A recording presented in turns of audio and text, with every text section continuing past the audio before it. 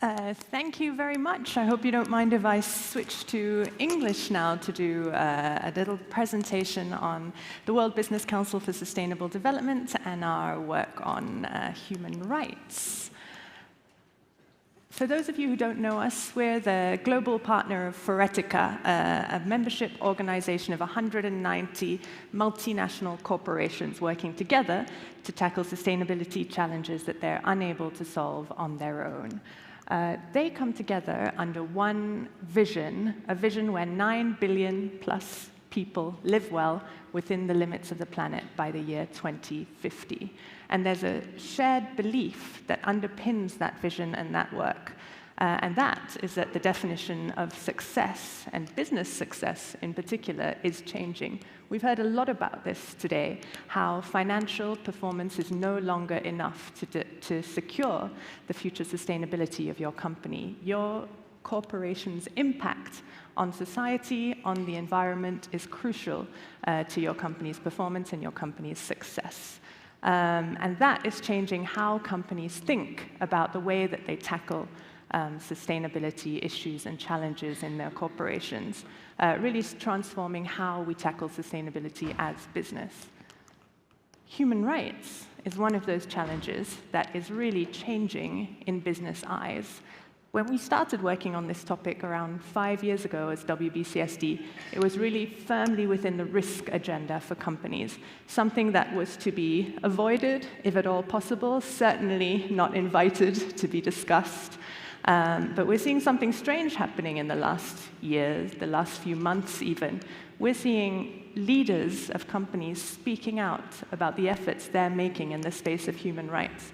They're talking about the initiatives that they're taking within their organizations to tackle human rights-based issues and to improve the well-being, livelihoods, opportunities of the people that they impact upon, their own employees, the communities they work within, their customers, their stakeholders.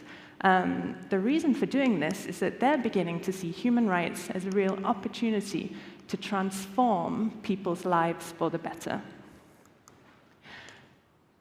Upon observing this change in business language, WBCSD found this a great time and a great opportunity to dedicate the latest in our CEO Guide series to the subject of business and human rights.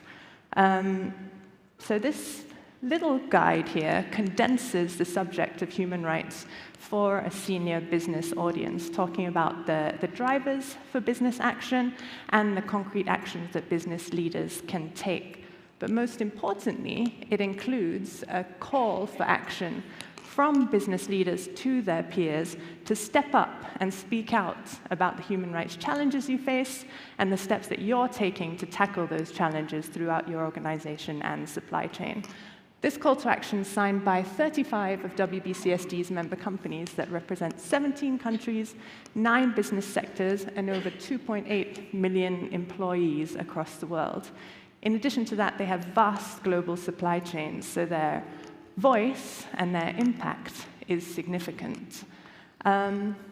Expanding that impact, we have our global network partners, such as Forética, around the world who are translating this guide and adding local calls to action in their own countries.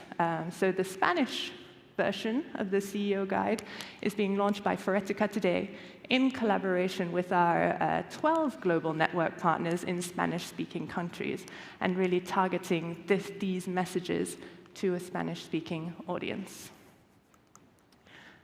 So what are the drivers that are behind this change in language, behind the human rights business approach?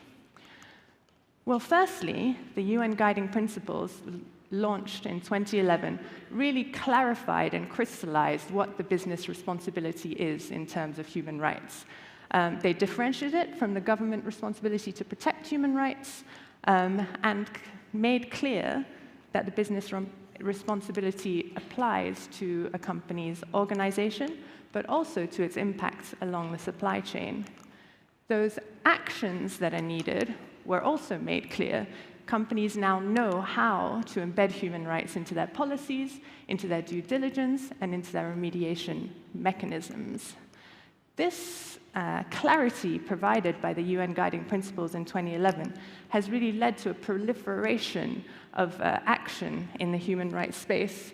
I know you can't see this from the floor. It's available on the WBCSD website, but what it illustrates is the growth in hard regulation, in government action, in guidelines for businesses, in collaborative initiatives between businesses and stakeholders, and in data and information available in terms of benchmarks, indexes, databases related to business and human rights performance.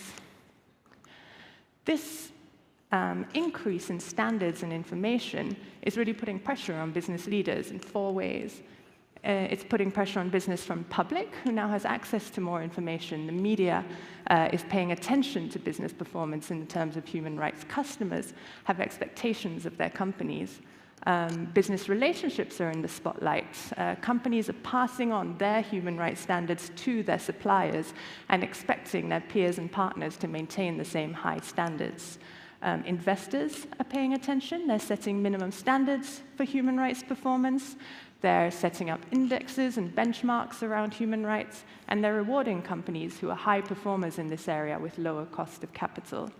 And then finally, regulation is making these expectations enforceable.